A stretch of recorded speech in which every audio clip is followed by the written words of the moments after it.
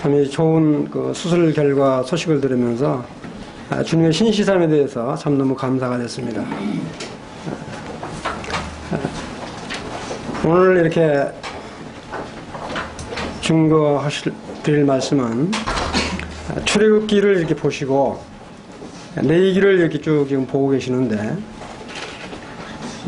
오늘 지난주 금요일 날 마지막 우리 그 묵상 제목이 레위기 몇 장 몇 절이죠? 몇 장이죠? 레위기 7장. 네. 레위기. 이거하고 이게 다릅니다. 그러니까. 그 다음에 우리 양육반은 이제 민수기 20장까지 이렇게 하기로 했는데, 그걸 보면서, 보면 이 제사, 절기들이 많이 나오는데, 오늘 지난번에는 우리 문영훈 형님이 5 제사를 이렇게 통해서 정말 저희들에게 주는 의미가 무엇인지를 깨닫게 됐습니다. 오늘은 정말 이 7 절기가 뭘 의미하는지, 그냥 이 절기, 우리가 뭐 이렇게 절기라고 해서 그냥 이 지나가는 것인지를 다시 한번 음미해 보면서 이 7 절기 가운데서 정말 4 절기는 그 말씀대로 그대로 이루어졌고, 나머지 3 절기가 지금 예언대로 남아있는 것들을 이렇게 보게 되는데, 그런 걸 통해서 정말 주님이 얼마나 신실하신 분인지 이런 걸 확인을 해보게 됩니다. 먼저 창세기 15장을 한번 펴보시기 바랍니다. 안 돼요? 펴는데 속도가.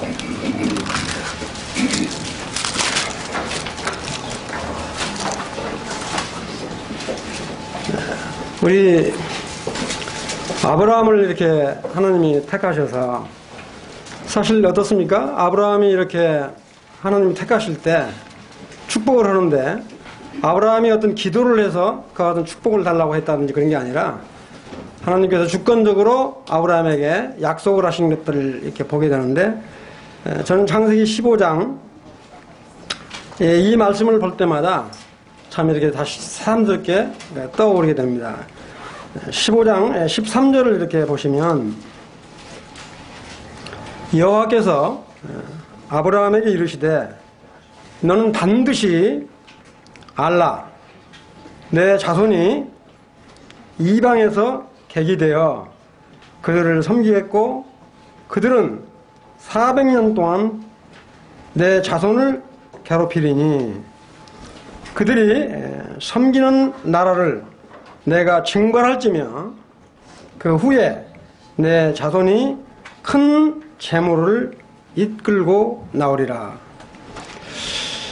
하나님께서 이 아브라함에게 정말 이 430년 후에 일어날 일들을 미리 이렇게 지금 애정을 해서 말씀을 하고 계시는데, 이 말씀이 그냥 이렇게 흘러 지나가는 것이 아니라 이 말씀이 그대로 이루어진 사실들을 통해서 보면서, 하나님께서 이 제정하신 이 7 절기는 그러면 누가 정한 것인가? 7 절기를 이것도 전부 다 하나님이 주권적으로 정하셨고, 그걸 통해서 과거 지난 역사를 통해서 앞으로를 볼 수 있도록 만드신 이 절기를 한번 보기를 원합니다. 자, 먼저 이 말씀의 약속이 어디 이루어졌는지 출애굽기 12장을 한번 펴보세요. 출애굽기 12장을 펴보시면 이제 하나님의 백성들이 애굽에 들어가서 무려 요셉 식구들과 함께 400년을 이렇게 살고 이렇게 출애굽을 하는 그런 시점인데, 뭐라고 나오냐면 이제 12장 첫 절에 보면 이제 6월절부터 나오는데, 그거는 이따 펴서 보기로 하고요. 12장 40절을 이렇게 펴보시면, 아까 그 창세기 15장 13절 14절을 이렇게 본 그 말씀 그대로가 어디에 나오냐면 출애굽기 12장 40절을 이렇게 펴보시기 바랍니다. 39절부터 읽죠. 그들이 애굽으로부터 가지고 나온 발견되지 못한 반죽으로 무교병을 부었으니 이는 그들이 애굽에서 쫓겨남으로 자제할 수 없었음이며 아무 양식도 준비하지 못하였음이었더라. 40절 같이 한번 읽죠. 시작. 이스라엘 자손이 애굽에 거주한 지 430년이라. 430년이 끝나는 그날에 여호와의 군대가 다 애굽 땅에서 나왔은즉 400여 년이라고 이렇게 말씀을 하셨는데 정확하게 430년 만에 지금 애굽을 지금 떠나오는 것을 지금 볼 수가 있습니다. 정말 하나님의 말씀은 1.1획도 이렇게 어긋남이 없이 그대로 이루어지는 사실들을 보게 되는데 이 7절기를 우선 노트북을 펴보기 전에 7절기가 제일 먼저 시행한 절기가 6월절이죠. 6월절 바로 6월절은 그 다음에 6월절 다음 바로 이어서 된 게 뭐죠? 무교절. 그러니까 6월절은 언제부터 시작을 하냐면 그거 보면 14일 이렇게 나오는데 정확히는 사실 이 10일 날 정말 그 제물을 또 흠없는 어린 양을 준비를 해서 며칠 동안 이렇게 따로 놔두냐면 4일 동안을 따로 놔둬요. 양을 취해서 10일 날 취해가지고 따로 놔둔다고요. 그럼 벌써 준비가 언제부터냐면 10일부터예요. 준비를 해서 그 어린 양 홀로 이렇게 양들이 있다가 홀로 이렇게 놔두면 아무리 짐승이지만 얼마나 애롭고 쓸쓸하겠어요? 홀로 놔뒀다가 14일 저녁 무렵에 잡아서 저녁에 다 먹고 해질 무렵까지 남은 것은 전부 다 태우도록 하죠. 이렇게. 그리고 바로 그 다음 이어서 15일부터 21일까지 됐습니까? 감사합니다.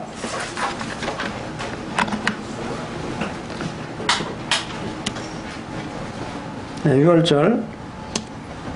이거 우선 설명드리기 전에 간단히 설명 좀 드릴게요.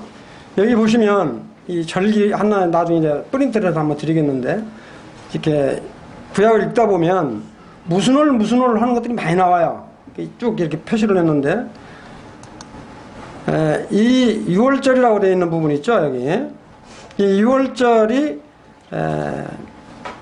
니산월이라고 표현을 하는데 보통 우리가 성서를 보는 1월달인데 우리 보통 월수로는 3, 4월이라고 보시면 됩니다. 그 다음에 이제 티스리월 이게 7월달이고 보통 우리 달로는 9, 10월달. 그 다음에 이때가 보면 나팔절, 초막절, 수전절, 무교절, 그 다음에 오순절이 쭉 나오는데 이 원력을 알면 우리 현대력하고 이렇게 비교해서 보실 수가 있을 것 같아서 미리 이렇게 보여드렸습니다. 여기 보시면 제일 먼저 6월절, 무교절, 초실절, 그 다음에 맥추절은 가운데 이렇게 끼워놨는데 가운데 끼워놓은 이유는 뭐냐면 맥자가 무슨 맥자면 보리맥자야 한문으로. 그 맥추절이 보리는 3, 4월 달에 거두는데 이 밀은 시기가 어때요? 농사 지어 보신 분들 보리보다 밀이 약 한 50일 늦죠. 그래서 이 맥추절을 성경에 보면 어떨 때는 초실절 때 맥추절이라고 부르는 데도 있고 오순절 때 이렇게 맥추절이라고 부르는 부분도 있고 그래요. 그래서 이 맥추절을 가운데다 끼워놨는데 이 맥추절이 있어요. 그 다음에 이제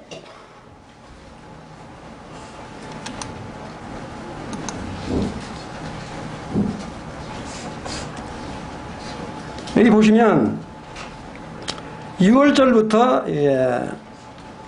그 오순절까지는 이렇게 춘절이라고 그래서 지금 6월절, 무교절, 초실절까지는 3, 4월일로 이렇게 보시면 되고요. 그 다음에 여기 이제 보시면 초실절은 뭐냐면 여러분들 이제 성경을 보실 때 2의 10도로 설명을 같이 드리는 거니까 초실절은 이 6월절 끝나고 바로 무교절이 시작되잖아요. 8일 동안 시작되는데 그 안에 안식일이 포함되면 그 안식일 그 다음 날부터 50일 되는 날, 그게 바로 뭐냐면 오순절입니다. 이게 초실절 50이라고 표현하는 게 뭐냐면 이 무교절 6월절하고 무교절하고는 같이 거의 이제 표현을 같이 하기도 하는데 이 중간에 안식일이 끝나면 안식일이 끝난 그 다음 날부터 77은 49, 49일 바로 그 이튿날 50일 딱 되는 날이 뭐냐면 칠칠절이라고 해요. 그래서 이 초실절은 뭐냐면 보리곡식단이 이렇게 익잖아요. 보리곡식단이 익으면 그거를 이렇게 흔들어서 하나님께 이렇게 드리는데 이 초실절은 바로 뭘 의미하느냐? 이게 바로 뭐냐면 우리 주님의 이렇게 그 부활을 이렇게 의미하는 그런 것으로 이렇게 분별을 하고 있습니다. 이 6월절 돌아가실 때도 우리 주님이 돌아가실 때도 이 출애굽할 때가 시기가 언제죠? 출애굽할 때가 6월절이라고 그랬죠? 네? 6월절 날. 근데 우리 주님이 언제 돌아가셨어요? 실제 우리 주 예수 그리스도가 돌아가신 날이 6월절이라고요. 그러니까 6월절은 이미 지나간 과거 역사지만 현실적으로 이루어진 것이다 라고 말씀을 드리고요. 그 다음에 초실절은 바로 뭐냐면 바로 이와 같이 곡식단을 들어서 이렇게 흔드는 건 뭐냐면 너무 이렇게 기쁨, 감사 그런 걸 의미하는 거죠. 이렇게 요제로 드린다고 그러잖아요. 이건 바로 뭘 의미하냐면 우리 주님의 부활을 의미합니다. 그래서 이 초실절도 이미 지나갔다고 성취됐다고 보는 거예요. 그 다음에 50일 이후에 바로 이 77절이 나오는데 이때는 미리 이렇게 이제 이삭이 걷어지면 그때 이제 드리는 거고요. 그걸 바로 뭐냐면 정확히 언제 오순절이라는 말을 썼냐 이건 정확하지 않는데 구약은 거의 오순절이라는 말이 안 나오죠. 신약에만 나오는데 그건 나중에 또 다시 말씀드리기로 할게요.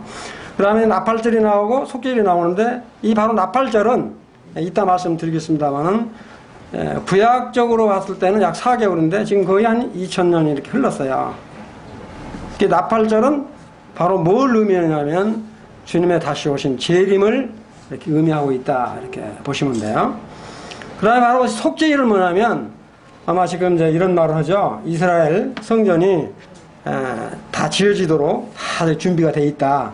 만약에 성전을 짓고 정말로 이스라엘 백성들이 지금도 예수 그리스도를 거절했지만 여하튼 구약의 제사를 만약에 드리는 날이 오면 정말 마지막 때가 됐다라고 하는 것을 우리가 알 수 있는데 그때 이스라엘 백성들이 지난번에도 말씀드렸지만 남은 자들이 구원을 받게 돼요.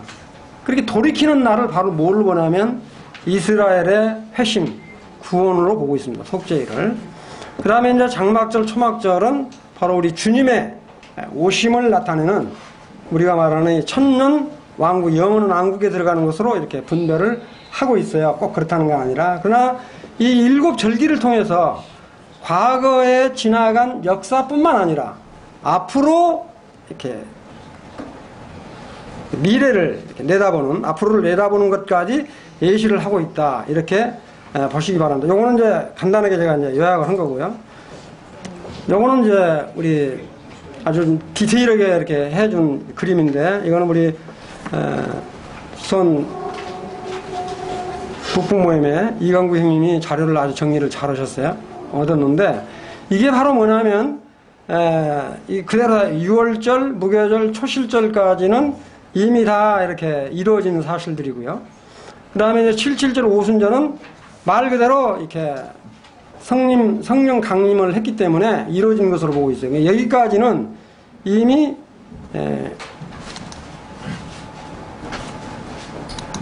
여기까지는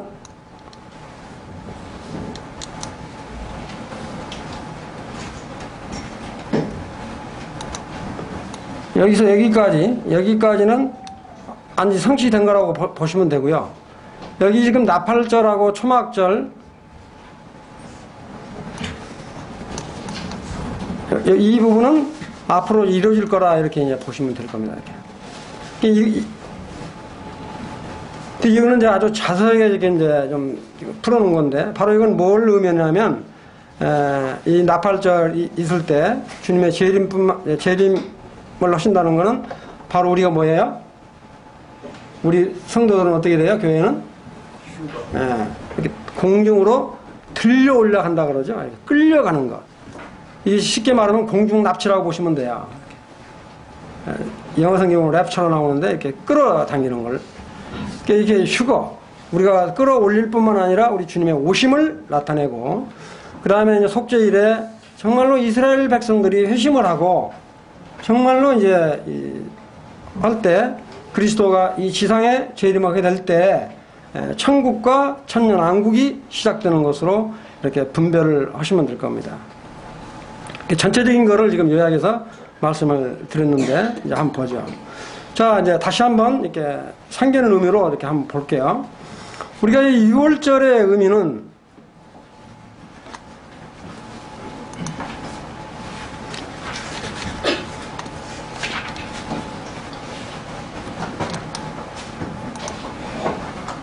이 6월절의 의미는 그냥 내가 피를 볼 때 너희를 넘어가리라. 재앙이 너에게 내려가 말하지 아니하리라. 이건 이제 출애굽기 12장 13절에 나와 있는 말씀이니까. 근데 이 무교절까지를 이따 보는데, 이거는 뭐냐면 정말로 6월절 어린 양을 잡아먹음으로 해서 정말로 이 자유와 구원을 받는 이렇게 날이라고 이렇게 생각을 하시면 될 거예요. 구원의 날이라. 근데 6월절의 준수사항은 1월 10일부터 하여튼 제물을 준비를 해서 14일 날 저녁 때 되면 잡아서 하는데, 여기서 놀라운 게 있어요. 우리 주님이 십자가에서 피 흘려 돌아가실 때 창으로 찔렀을 때 다리를 꺾었어요? 안 꺾었어요? 안 꺾었죠? 근데 놀라웠게 이 양을 잡을 때도 그냥 전부 불에 태웠지, 이 양들의 뼈조각을 전부 칼로 이렇게 조수지 않았다는 거예요. 말 그대로 이 어린 양들은 그냥 그대로 잡아서, 이렇게 통째로 잡아서 그냥 남은 것들은 전부 다 불로 태워서 절단되지 않았다. 이와 같은 것들은 정말 하나 세밀하게 정말 하나님의 말씀을 이루어가고 있는 것을 볼 수 있다. 제물이라든가 이런 것들은, 양은 뭐냐면 각 식구별로 이렇게 잡도록 돼 있어요. 식구별로 잡도록 돼 있는데, 만약 식구가 너무 적으면 이웃 사람과 함께 먹을 수 있는 양으로 해라. 이렇게 지금 나와 있고요. 그 다음에 6월절 준수사항으로 보면 절대 여기서 한 가지 중요한 건 뭐냐면, 만약에 이때 애굽 사람도 정말 하나님의 말씀을 듣고 양을 잡은 다음에 문인방 좌우 설주에 이렇게 피를 발랐다면 아마 하나님의 사자가 넘어갔을지 모르겠어요. 그러나 거의 그렇지 않았기 때문에 그러는데, 정말 조건은 뭐냐면 피를 문인방 좌우 설주에 이렇게 바른 그 집만 이렇게 초태성, 그러니까 사람으로 말하면 첫 아이나 짐승으로 말하면 첫 새끼는 죽이지 않고 이게 넘어갔다라고 하는 것입니다. 이때 재앙이 임한 건 뭐냐면, 하여튼 초태성은 전부 다 죽였을 뿐만 아니라 심지어는 신까지도 이렇게 멸하는, 심판을 하시는 그런 걸 볼 수가 있고요. 이와 같은 것들은 신약에도 많이 나와 있죠. 이렇게 일일이 성경은 찾지 않겠습니다. 마태복음이라든지 마가복음이라든지 누가복음 이렇게 쭉 나와 있는데, 이건 제가 성경을 하나 딱 오렸어요. 성경이 딱 나와 있는데, 이게 뭐 보면 뭐냐면 마태복음 26절 2절에 보면 6월절이라. 우리 주님이 죽은 날이 언제냐? 6월절이라고.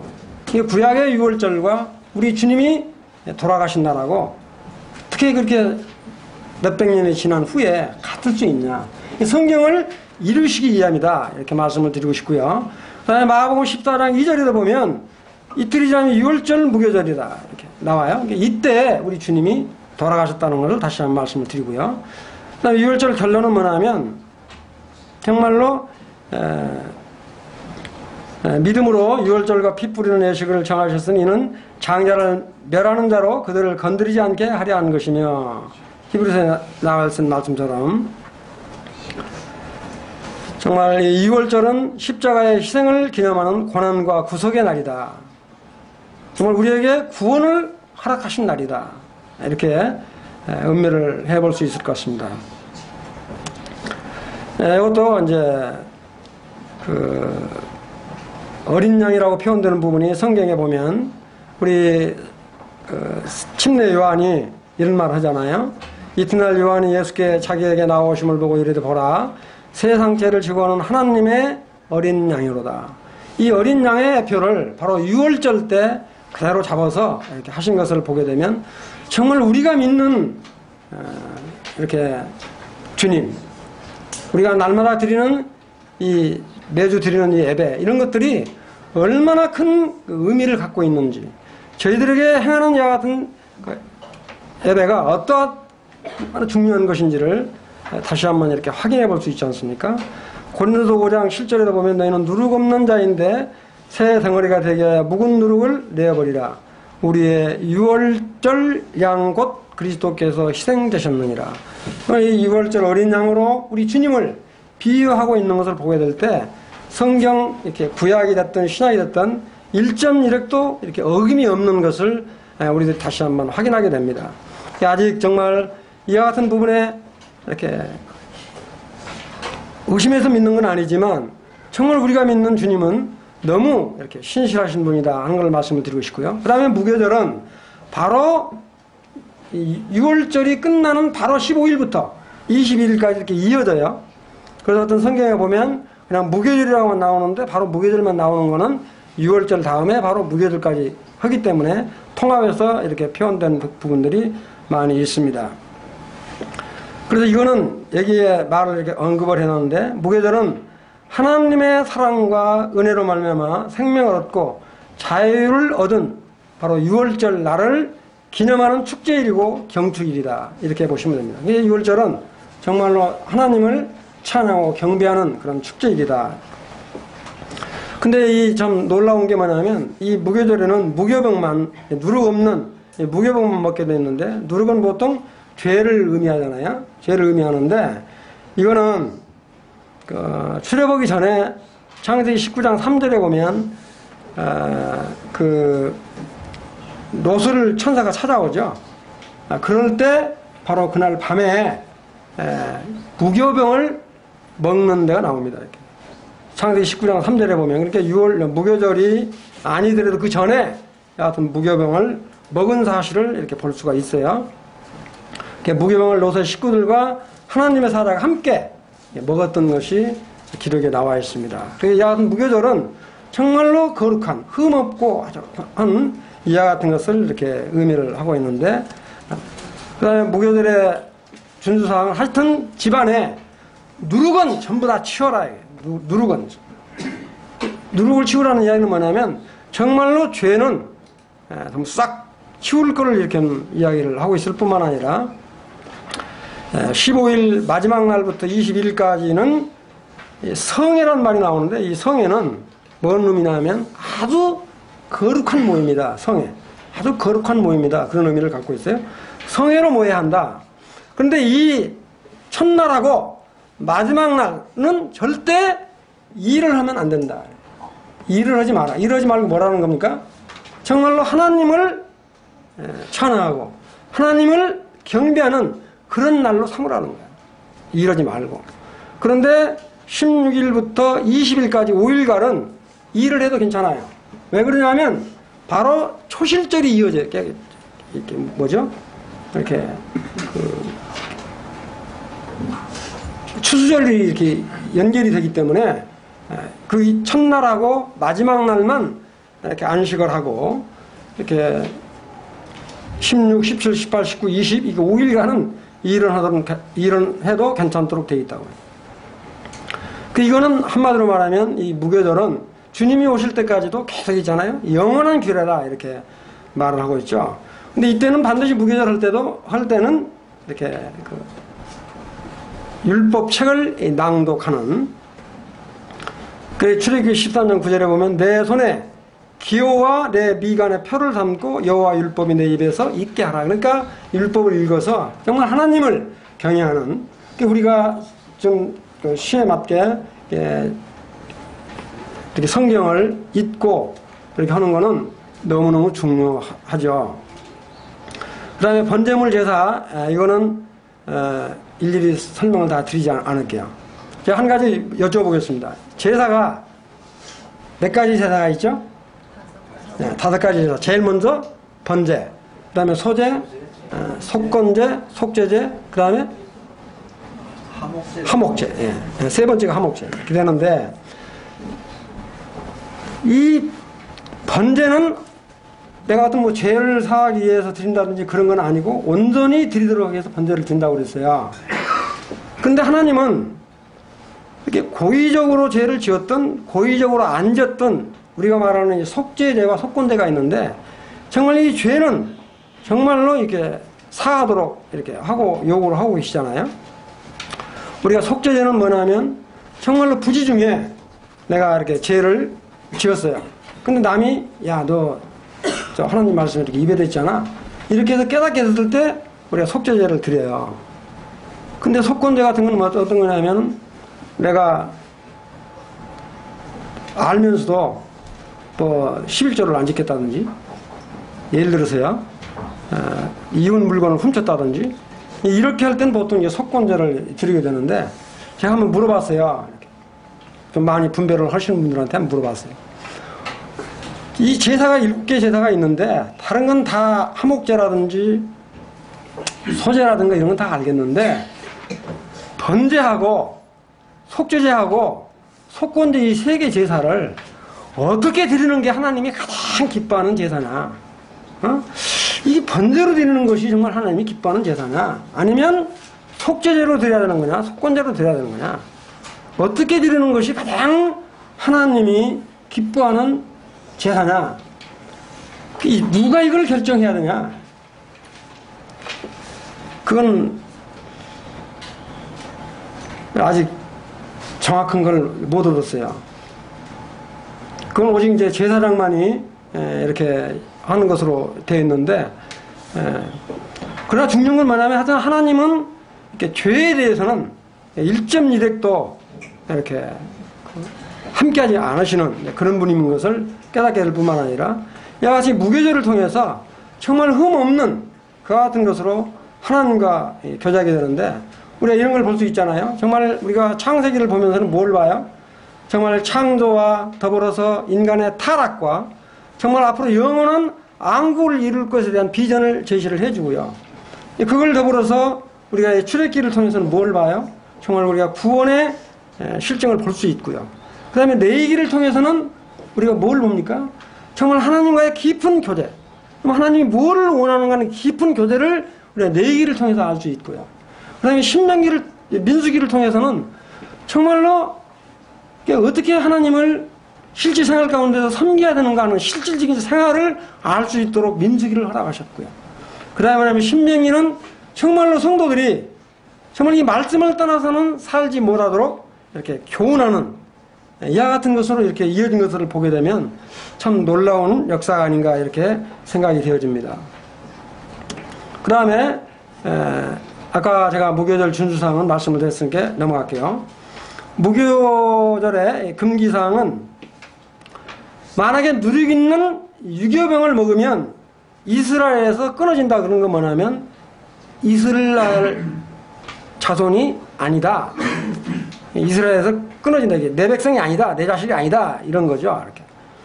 그러니까 타국인이든 본국이든 난자든 모두 다 해중에서 만약에 유교병을 먹는 경우는 끊어진다. 그렇기 때문에 철저하게 무교절 날은 이와 같은 누룩은 전부 다 제하고 무교봉으로 먹여야 될 것을 이렇게 말하고 있는데 이건 바로 뭘 의미하냐면 정말로 이렇게 구원을 받은 우리들은 하나님과 깊은 교제 가운데 정말 감사원 가운데 이렇게 거하라. 그와 같은 것들을 이렇게 볼 수가 있고요.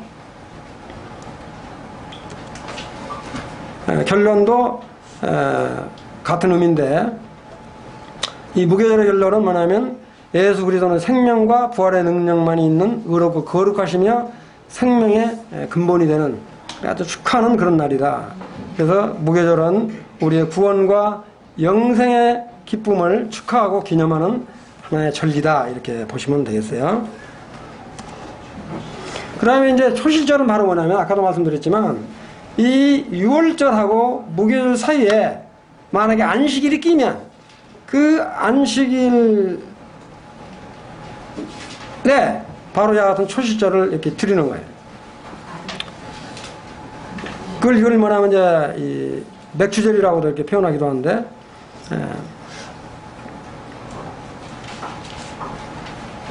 그래서 이게 첫 이삭 한 단을 우리가 성경에 보면 이렇게 흔들어서 드리는 건 아까도 말씀드렸지만 정말 감사하고 기쁜 그 같은 것을 이렇게 의미한다. 아까 이건 제가 뭘로 표현을 했죠? 우리 주님의 부활을 의미하는 것이다. 초실절은 이렇게 말씀을 드렸어요. 그래서 고린도전서 15장 20절에 보면 그리스도는 잠자는 자 중에서 첫 열매로 부활하셨다 이런 표현이 나오잖아요. 정말로 부활하신 우리 주님을 초실절을 통해서 이렇게 알 수 있다. 그 다음에 첫 이삭을 이렇게 드린다. 이렇게. 이거는 한마디로 아까도 말씀드렸지만 첫 열매이신 예수 그리스도에 대한 애표다. 이렇게 보시면 되고요. 초실절 준수사항도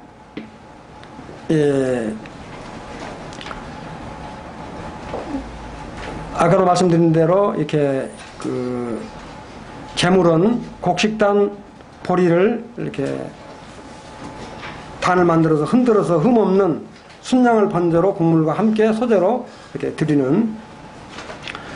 근데 이 초실절에는 주님이 이렇게 부활하셨기 때문에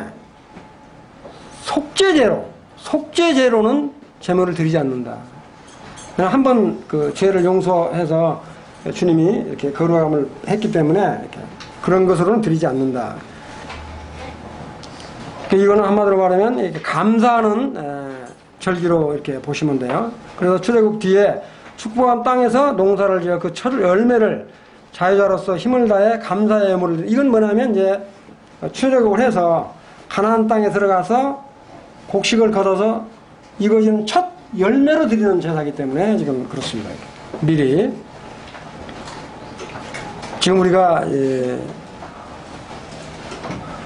레위기를 지금 쭉 큐티를 하면서 지금 읽고 있는 상황인데, 이런 절기를 다시 한번 상상을 하시면 읽을 때 많이 지금 도움이 되시지 않겠나 이렇게 생각이 돼요. 이건 아까도 말씀드린 대로 하여튼 이 초실절의 의미는 중요한 게 이거예요. 하여튼 이 초실절 때 하나님께 첫 이삭을 드리지 않으면 절대 추수도 안 하고요. 그 다음에 곡물을 저장하지도 않는 이런 거예요. 그렇기 때문에 초실절은 반드시 절기를 지키고 난 다음에 추수도 하고 곡간에 저장도 하고 양식으로 먹을 수 있다. 그러니까 첫 이삭 한 단을 하나님께 드리지 않으면 이스라엘 백성들은 곡식을 추수하지도 저장하지도 심지도 먹지도 않는다. 그러니까 하여튼 절기를 얼마나 철저히 지켰는지 알 수 있죠. 이와 같은 것들은 신명기를 보면 정말로 우리가 가나안 땅에 들어가서 할 것들을, 준행할 것들을 이렇게 언급을 하고 있는데, 참 우리 주님의 부활을 도마가 의심을 하죠. 제일 먼저 우리 주님이 부활하신 것을 그냥 제가 이렇게 했는데, 도마가 의심하잖아요. 디두모라 불리는 도마는 예수께서 오셨을 때 함께 있지 아니한지라. 다른 제자들이 그에게 이르되 우리가 주를 보았노라 하니, 도마가 이르되 내가 그의 손의 못자국을 보면 내 손가락을 그 못에 넣지 않으면 내 손을 그 옆구리에 넣어보지 않고는 믿지 아니하겠노라. 그래서 우리 주님이 뭐라고 그랬어요? 보지 않고 믿는 자가 더 복되도다, 그런 말씀 하시잖아요. 그러니까 우리 주님은 이 성경의 말씀대로 부활하셨다. 이거를 더 한번 확인하기 위해서 그냥 성경을 그대로 이렇게. 그 다음에 이제 7.7절은 뭐냐면 아까도 말씀드렸지만 무교절하고 6월절이 끝나는 안식일 후 50일째 되는 날을 7.7절 또는 오순절이라고 한다. 이 오순절은 바로 뭐냐면 성령 강림을 지금 의미하고 있죠. 이게 보면 그 로마 통치 시대나 마카비 시대로 이렇게 분배를 하고 있는데, 정확하게 오순절이라고 부른 그 시기는 정확하게 나와 있지 않더라고요. 근데 거의 구약의 신학에는 오순절로 표현이 다 되어 있습니다. 7절 준수사항은 뭐냐면 하여튼 그 밀추수 초실절과 연말에를 이렇게 지키라고 했기 때문에 이런 부분도, 이것도 소조를 드릴 때 성회로 모이고 아무 일도 하지 말아야 되는, 그 다음에 재물 종류들이 쭉 나와 있는데 요건 제가 말씀드리지 않겠습니다. 이 77절도 내 하나님 여호와께 내게 복을 주신 대로 내 힘을 헤아려 자원함을 누리고 너와 내 자녀, 노비, 내 성중에 있는 내인, 손님, 고아, 가부 들것 택하신 곳, 성소나 성막 택하신 곳이 그런 데서 이 77절을 반드시 드리도록 요구를 하고 있습니다. 그래서 우리 이제 오순절은 사도행전 2장 1, 4절에 보면 오순절에 이미 이름에 그들이 다 같이 한 곳에 모였더니 그들이 다 성령의 충만함을 받고 성령이 말하게 하심을 따라 다른 언어들로 말하기를 시작하니라. 그래서 이렇게 지금 나오잖아요. 자, 이와 같은 것들이 77절 준수사항도 소제, 번제, 속죄제, 화목제 종류들이 많은데 이 제사는 지난번에 설명을 했기 때문에 말씀드리지 않고요. 요제, 이 요순절에는 소제, 번제, 속죄제, 화목제 그리고 요제 5가지 제사를 드렸고, 이날은 성회로 공포하고 아무 노동도 하지 말아야 하고 그 여자는 각자에서 오직 하나님과 교제하고 그 사랑과 은혜만을 기른 날이다. 이렇게 지금 하나님이 명령을 하고 계십니다. 이것도 마찬가지로 영적 감사절을 애표한다 이렇게 보시면 돼요. 근데 이 오순절은 이 성령 강림은 꼭 다락방에서만 한 건 아니죠.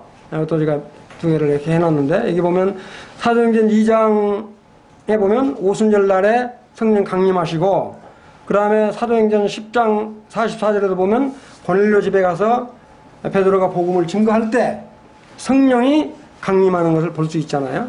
그래서 이미 이와 같은 것들은 뭐냐면 바로 이 77절은 바로 우리 성령 강림을 이렇게 의미하고 있다 이렇게 보시면 되겠어요.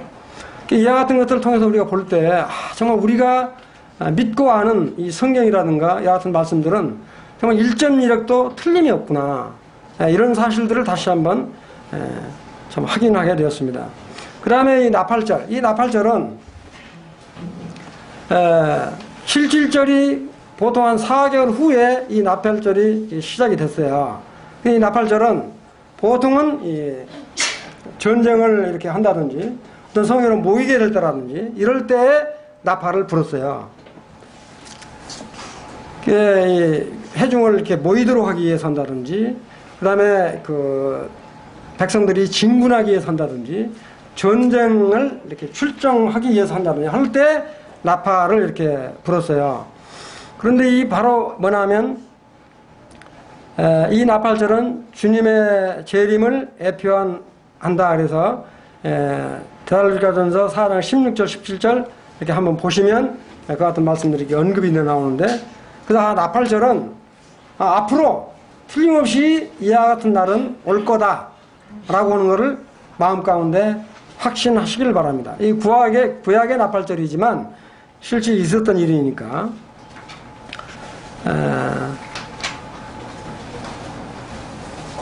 이 나팔절 제적 행위의 행사는 이스라엘 백성들을 쉬게 하기 위하여 여호와께서 모세에게 일러서 7월 곧 그달 첫날은 안식일이 될지니 이 7월 1일 날이 바로 뭐냐면 나팔절이에요. 백성들을 이렇게 쉬게 하는 사실 날이거든요. 이게 나팔절이. 나팔을 불어 기념하는 성회로 모이고 어떤 노동도 하지 말고 여호와께 하제를 드리도록 했다. 제가 이렇게 절기나 제사를 쭉 보면서 참 너무너무 감사한 건 뭐냐면, 도저히 나중에 보면 이 많은 재물들을 어떻게 다 준비를 해서 드렸을까 이렇게 참 생각이 나요. 지금 그와 같은 제사를 드리지 않도록 하신 우리 주님께 참 감사가 되더라고요. 나중에 보면 알겠지만 너무너무 엄청나요. 이렇게. 시간이었기 때문에 좀 빨리 가겠습니다. 나팔도 한 나팔이 있고 양악 나팔이 있고 그래요. 이것도 이제 나팔은 이제 아주 대표적인 기술로 여러분들 여리고성 무너뜨릴 때 나팔을 불죠. 여리고성을 불 때 나팔을 불어서 진군하게 하는데 이 나팔을 불고 백성들이 확 소리를 질러서 이 여리고성이 무너지잖아요. 이렇게. 그 다음에 저 미디안 그 군대를 무르실 때도 정말 나팔을 불어서 결국에는 뭐냐면 그 자기 백성들끼리 서로 적군끼리 싸워서 죽는 이와 같은 사실들을 보게 되는데 바로 이 나팔은 이와 같은 사람들을 모인다든지 우리가 어떤 이렇게 진군하기 위해서 한다든지 할 때 이 나팔을 하게 되는데 바로 이건 뭐냐 정말로 우리 주님의 오실 때 이와 같은 일들이 벌어진다라고 하는 사실입니다. 이렇게, 응? 나팔을 부는데 나팔을 부는 것이 나팔 부는 것이 이날뿐만 아니라 유대인 행사에 사용되었고 이 제사나 소제 드리는 것은 제가 길게 말씀드리지 않을게요. 자, 나팔절 결론은 뭐냐면 이거는 정말 그 이스라엘 백성들의 안식을 위한 것이다. 이거 꼭 기억을 해 두시고요. 그 다음에 뭐냐면 영적 전쟁에서 마귀와 사탄을 정복하고 완전 승리하기 위해서 심지어는 이 복음을 선포하는 것도 나팔로 비유를 해요. 우리가 나팔을 분명히 불지 아니하면 무슨 소리인지 알아들 수 없다고 그런 말을 하잖아요. 이와 같은 걸 의미할 뿐만 아니라 정말로 주님이 다시 오심을 기념하는 날로 이렇게 보고 있다. 이 나팔을 내가 뒤져봤더니 나팔 종류가 많아요. 이렇게 한 나팔도 있고 양각 나팔도 있고 이렇게 많이 있습니다. 이렇게 나팔 종류는. 그다음에 요 사이는 이제 은나팔도 있고 뭐 많은데 하여튼 이 나팔은 이와 같은 주님의 재림을 의미한다 이렇게 보시면 되고요.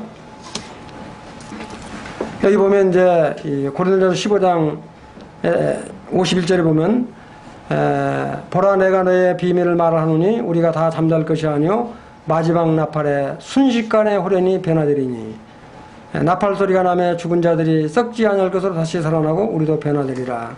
이 나팔하고 구약의 나팔절은 틀림없이 이루어지신다.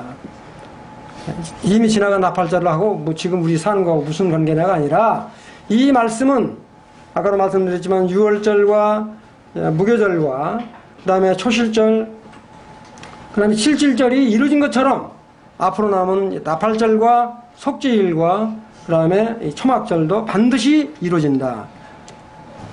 그 다음에 이제 속죄일, 이 속죄일은 아까도 말씀드렸지만 이스라엘 백성들이 정말로 우리 주 예수 그리스도를 믿고 회심하는 날로 기억을 하시면 좋겠다.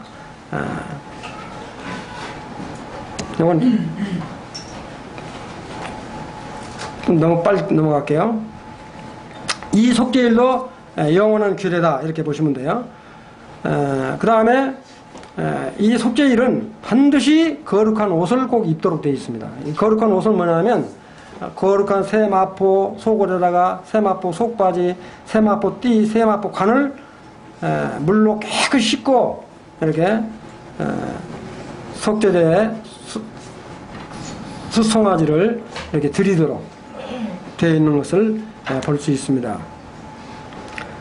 그 다음에 속죄일은 날은 7월 10일인데 이때도 마찬가지로 이렇게 성회로 아주 거룩한 날로 이렇게 모이게 되어 있고요.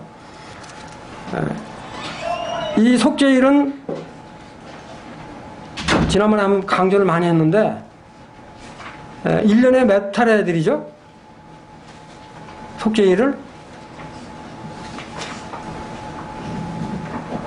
속죄일은 죄 지으면 지을 때만 드리는 게 아니라 대제사장만이 1년에 한 번 지성소에 들어가서 드리는 날이에요. 이 속죄일은 또 구분할 게 하나가 있는데 속죄제와 속죄일은 다릅니다. 속죄제와 속죄일은 달라요. 속죄제는 뭐예요? 내 죄를 때문에 죄를 사하기 위해서 짐승을 드리는 제사일이고 이 속죄일은 뭐냐면 정말로 나를 제속한 나를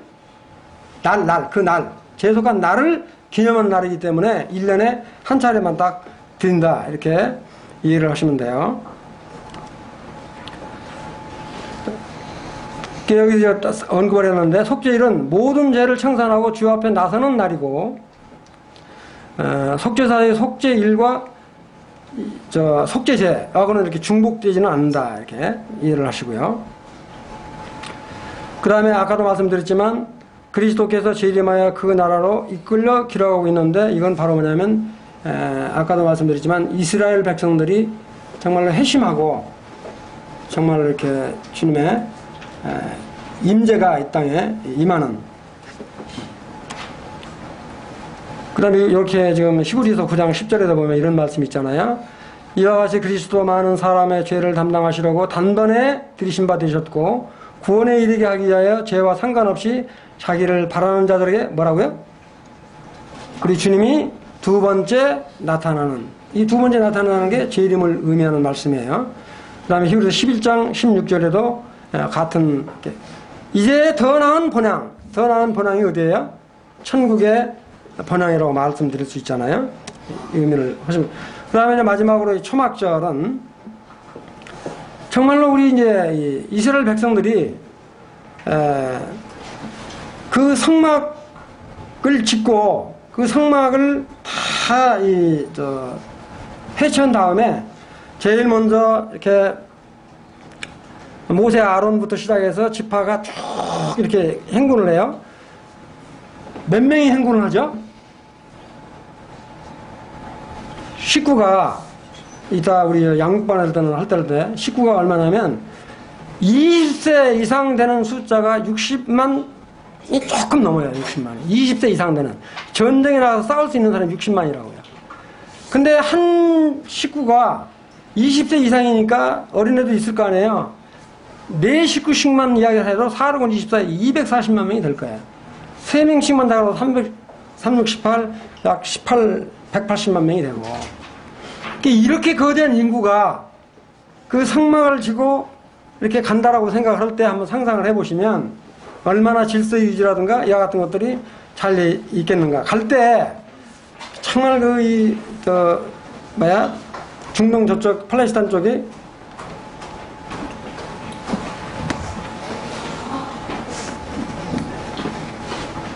아이고야.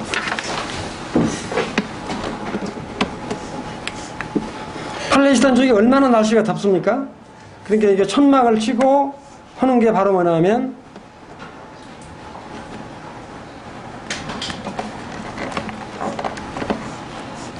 그만하라고 하는 모양인데 그냥 다 됐습니다. 이제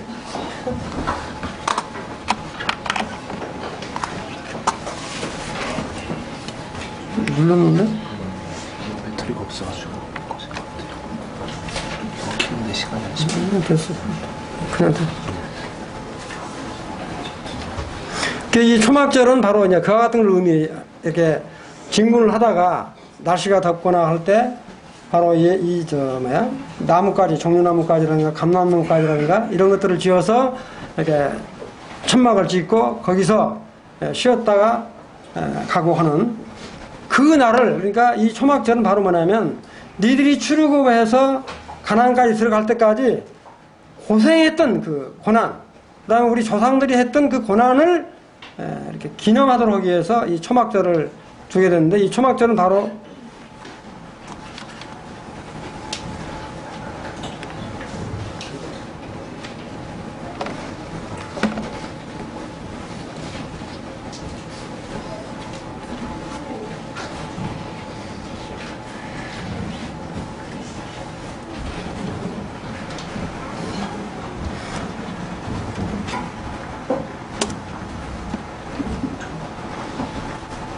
초막절은 바로 뭐냐면 이렇게 이제 아까도 말씀드렸지만 정말 주님이 이 지상 재림을 하신 다음에 영원한 왕국으로 이렇게 시작되는 그것으로 이렇게 예표를 하고 있습니다.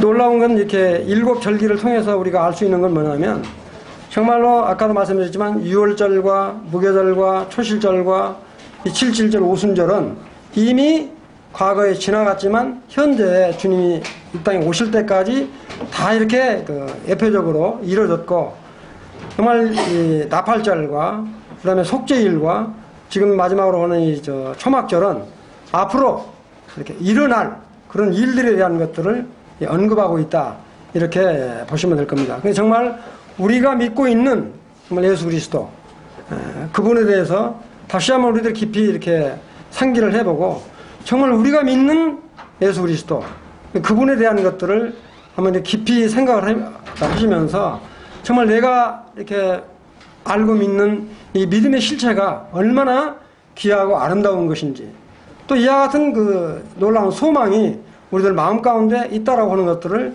다시 한번 이렇게 확인하는 그런 시간이 되었으면 좋겠습니다. 작동이 안 되는데 여기서 마칠게요. 기도하겠습니다.